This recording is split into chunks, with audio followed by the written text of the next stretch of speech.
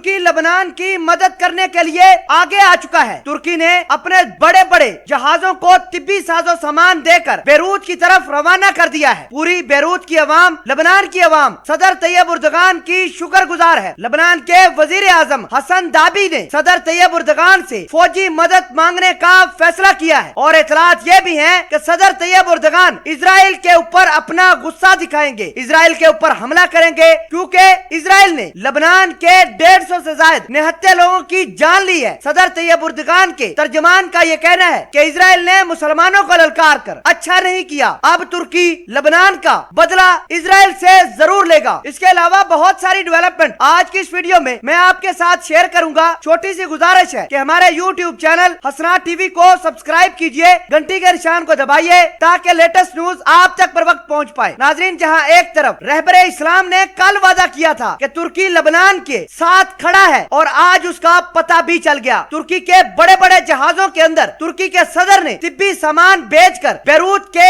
نہتے لوگوں کی مدد کرنا شروع کر دی ہے۔ اس کے علاوہ ترکی کی آرمی اب سیریا سے نکل کر لبنان کے اندر ڈپلائے ہونا شروع ہو چکی ہے۔ اطلاعات یہ ہیں کہ اب ترکی اپنا سرویلنس سسٹم لبنان کی سرحدوں پر تعینات کرے گا۔ لبنان کے اندر لبنان کی فوج کو ترکی کی فوج مدد کرے گی تاکہ لبنان کے جو حالات بنائے گئے ہیں وہ ٹھیک ٹھاک ہو جائیں۔ ناظرین، آپ کو یہ بتا دیں کہ لبنان کے شہر بیروت کے اوپر اسرائیل نے 2 بڑی میزائلیں داغی تھیں، اور یہ دونوں ہی نیوکلیر پاور میزائلیں تھیں۔ ان دونوں میزائل حملوں میں لبنان کے تقریباً 150 سے زائد لوگ جاں بحق اور 5000 سے زائد زخمی بتائے جاتے ہیں۔ اس کے بعد ترکی کے صدر طیب اردغان نے لبنان کی بھرپور مدد کی ہے، پیسوں کے ذریعے مالی امداد کی ہے، طبی امداد کی ہے، اور فوجی امداد دینے کے لیے اپنے فوجیوں کو حکم جاری کیا ہے کہ لبنان کی طرف تیاری پکڑو۔ اب اسرائیل کے اوپر ترکی کا حملہ طے مانا جا رہا ہے۔ ناظرین، یہ تو تھا تصویر کا ایک رخ، لیکن تصویر کے دوسرے رخ جو آج کی اس ویڈیو میں ہم آپ کو بتانا چاہتے ہیں وہ یہ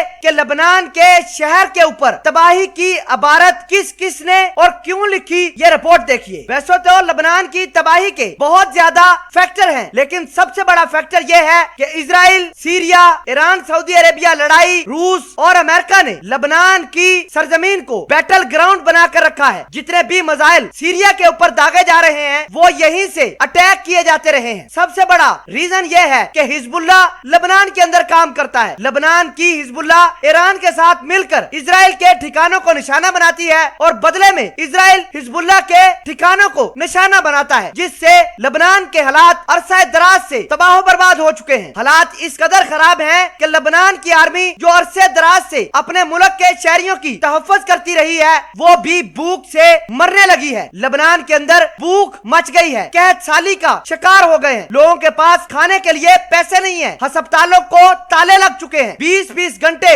بجلی کی لوڈ شیڈنگ ہے۔ لبنان کے منسٹرز نے استعفیٰ دینا شروع کر دیا ہے، اور حالات اس قدر خراب ہو چکے ہیں کہ ملک کو دیوالیہ تک کی نوبت آ چکی ہے۔ اسی وجہ سے لبنان کے وزیر اعظم حسن دابی نے اپنے ہمسایہ ملکوں اور خصوصاً اسلامی ملکوں سے مدد کی گوہار لگائی ہے، اور سب سے پہلے مدد لبنان کی ترکی نے کی ہے۔ صدر طیب اردغان نے جہاں اسرائیل کو نشانہ بنانے کے لیے اپنی فوج کو الرٹ کیا ہے، وہیں پر طبی سامان اور میڈیکل ٹیم بھی بیروت روانہ کر دی ہے۔ ناظرین، ان تمام ڈیولپمنٹ کو آپ کس طرح دیکھتے ہیں؟ کمنٹ سیکشن میں اپنا اظہار خیال ضرور پوسٹ کیجئے گا۔ جزاک اللہ۔